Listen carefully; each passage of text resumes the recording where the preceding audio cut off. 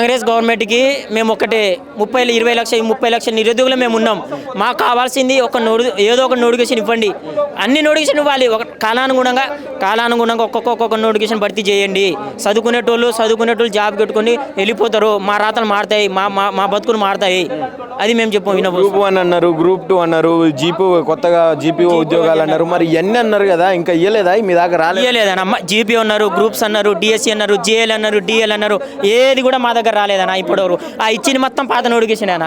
పాత నోటిఫికేషన్ ఇచ్చిర్రు, ఒక్కడు కూడా మాకు రాలే. ఏది రాలే. అది ముఖ్యమంత్రి గారి ఉపన్యాసాలు వింటున్నావు కదా నువ్వు, స్టేజ్లో ఎక్కినప్పుడల్లా నేనే ఇచ్చిన అన్ని చేస్తాను. ముఖ్యమంత్రి గారు అంటారు కదా, నేను పల్లి పట్టాను లెక్క మార్కెట్లో అమ్ముకున్నది మేము ప్రక్షాళన చేసినావు, ఒప్పుకుంటాం. నువ్వు ప్రక్షాళన చేసినావు, మరి ప్రక్షాళన చేస్తే సరిపోద్దా? చేసినావు బాగానే. అది కూడా నోటిఫికేషన్ ఇచ్చేయి. ఆ రోజు మేనిఫెస్టో నువ్వు ఏమన్నావు? 2 లక్షల ఉద్యోగాలు ఇచ్చినావు కదా.